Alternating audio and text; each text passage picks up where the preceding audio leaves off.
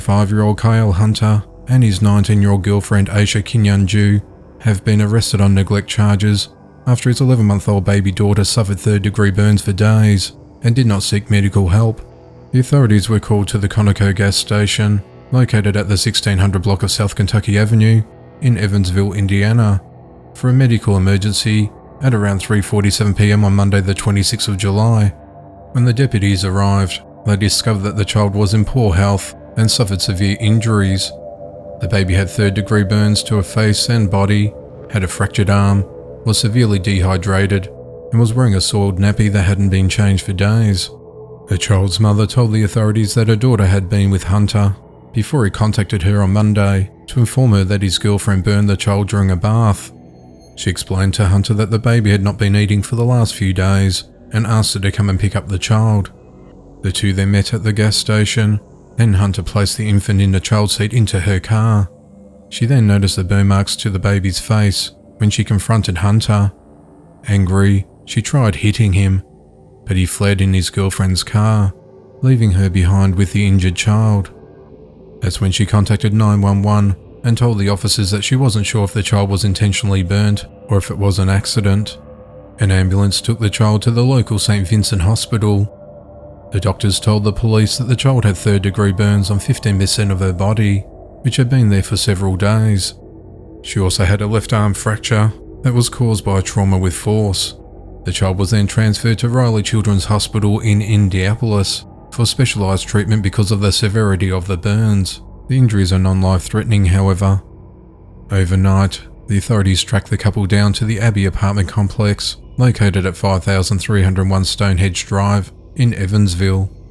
They were arrested and taken into custody and were also interviewed at the police headquarters. When questioned, they initially claimed that the child had burn marks when they collected the baby from the child's mother about 8 to 10 days earlier, but later admitted to lying about it. Kinyanju told the police that Hunter had burnt the child while giving her a bath. She said that about 3 to 4 days prior, while giving her a bath, he also turned on the shower head to let the water rain down on the child. She said she noticed redness and later blisters form on the child's face. She said Hunter then popped the blisters and used Vaseline to treat the burns instead of seeking medical care.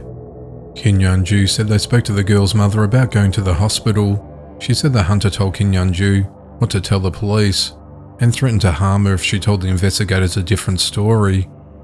Hunter blamed his girlfriend, saying she was the one responsible for the baby's injuries. He told the investigators several times that he was the one that put the baby in the bath, but he left the bathroom to go cook in the kitchen.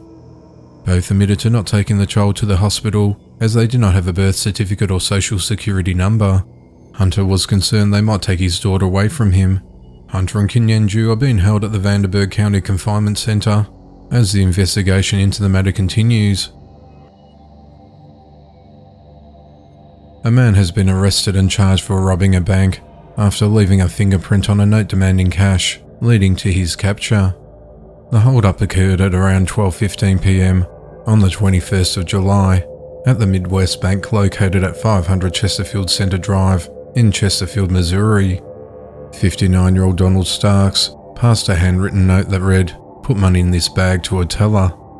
During the robbery, Donald carried a Gucci bag and told the teller to hurry up or else he'll shoot one of her colleagues, while touching his waistband, indicating that he had a gun.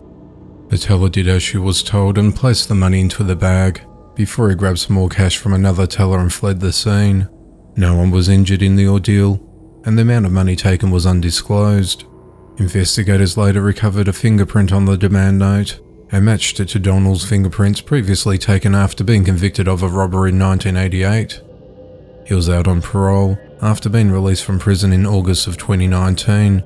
On the 28th of July, police took Donald into custody and searched his cell phone.